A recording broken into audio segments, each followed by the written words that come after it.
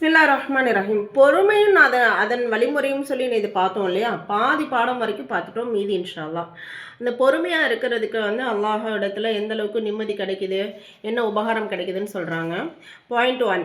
ஒரு மனிதனுக்கு அல்லாஹ் பாதுகாப்பு, நிம்மதி, அமைதி, ஆரோக்கியம், செல்வம், செல்வாக்கு, கண்ணியம், அழகான வேலை, பிள்ளைகள், வீடு, வாசல் மற்றும் தேவையான அனைத்து பொருட்களையும் வழங்கியுள்ளான். இப்படிப்பட்ட மனிதர் அல்லாஹ்விற்கு எவ்வாறு நன்றி செலுத்த வேண்டும் என்றால், தனது அறிவை கெடுத்து கொள்ளக்கூடாது, அல்லாஹ்வை மறந்துவிடக்கூடாது, ஏழைகளை இழிவாக எண்ணக்கூடாது, அவர்களுடன் மிருதுவாகவும் உபகார சிந்தனையுடன் நடந்து கொள்ள வேண்டும்.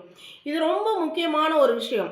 நமக்கு இந்த நியாமத்துக்கள் எல்லாம் கிடைச்சிருக்கு. பாதுகாப்பு, நிம்மதி, அமைதி, ஆரோக்கியம், செல்வம், கண்ணியம், அழகான வேலை, பிள்ளைகள், வீடு, இதெல்லாம் கிடைச்சிருக்கு. அப்படின்ற பட்சத்தில் யாரிடம் எது இல்லையோ அவங்கள கண்டு இழிவாக கருதுறது, கேவலமாக கருதுவது, இதெல்லாம் கூடாது.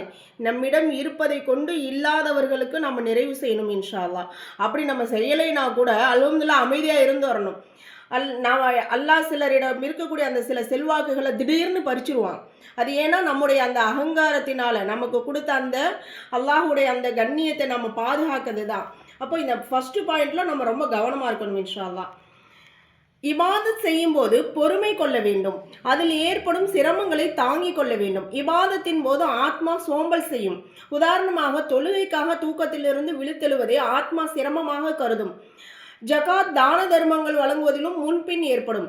இப்படிப்பட்ட சமயங்களில் 3 விதமான பொறுமைகளை கையாள வேண்டும். ஒன்று, மனிதன் இபாதத் செய்வதற்கு முன்பே தமது நியத்தை சரி செய்ய வேண்டும்.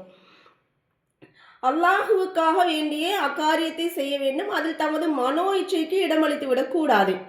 இரண்டாவது, இபாதத்தின் போது சோர்வடைந்து விடாமல் அந்த இபாதத்தை உரிய முறையில் நிறைவேற்றி விட வேண்டும் இன்ஷா அல்லாஹ். மூன்றாவது, இபாதத் செய்து முடித்த பிறகு அதை பிறரிடம் சொல்லிக் கொண்டு தெரியக்கூடாது. இது ஒரு பார்வை மாதிரி நம்ம அடுத்த நாள் செய்யறதுக்கு சோம்பல் ஏற்பட்டுரும். மூணாவது சொல்றாங்க பாயிண்ட், பொறுமையின் மூன்றாவது நிலைப்பாடு பாவத்தின் போது பொறுமை கொள்ளாமல், அதாவது தன்னை பாவம் செய்வதிலிருந்து தவிர்த்து கொள்ளுதல். மனிதனுக்கு யாராவது சிரமம் கொடுத்தால் அல்லது தவறாக பேசினால் அச்சமயம் மேற்கொள்ள வேண்டிய பொறுமை அவரை பழி வாங்காமல் மௌனமாக இருக்க வேண்டியது. இந்த 2 விஷயம் ஒன்று பாவம் செஞ்சுட்டு நாம் பார்த்துக்கலாம், இந்த பாவத்தை அப்புறமா விடலாம்னு நினைக்கிறது. அதுக்கப்புறம் இந்த பாவத்துக்கு அப்புறமா தௌபா செஞ்சுக்கலாம் அப்படின்னு நினைக்கிறது. இந்த மாதிரி விஷயத்தில் பொறுமை அவசியம் இருக்கக்கூடாது. இதில் துரிதப்படுத்தி சீக்கிரமாக அந்த பாவத்தை விடணும், சீக்கிரமாக தௌபா செஞ்சு மீண்டு வரணும் இன்ஷா அல்லாஹ். அதே மாதிரி யாராவது சிரமம் கொடுத்தாங்கன்னா, தவறாக பேசினா அந்த சமயத்தில் நம்ம என்ன செய்யணும், பொறுமை கொள்ளணும். அவங்கள பழி வாங்காமல் மௌனமாக இருக்க வேண்டும் சொல்றாங்க. ஐந்தாவது, சிரமங்கள், வியாதிகள், பொருள் சேதங்கள் அல்லது நெருக்கமானவர்கள் வஃபாத்தாகி விடுதல் ஆகிய சமயங்களில் பொறுமையை கையாள வேண்டும். அச்சமயம் மேற்கொள்ள வேண்டிய பொறுமை நாவிலிருந்து ஷரியத்திற்கு மாற்றமான வார்த்தைகளை வெளிப்படுத்தக்கூடாது. மேலும் அவற்றை பற்றி ஏதாவது கூறி ஒப்பாரி வைத்து அழக்கூடாது. நம்ம ஒரு மாதிரி அல்லாஹ்வை நிந்தித்து ஒப்பாரி வைத்து அழக்கூடாது.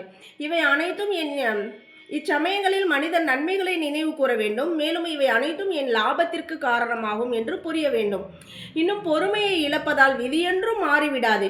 பிறகு நாம் ஏன் நன்மையை இழக்க வேண்டும்? அல்லாஹுவிடம் பொறுமையை வேண்டிக் கொண்டே இருக்க வேண்டும் இன்ஷா அல்லாஹ்.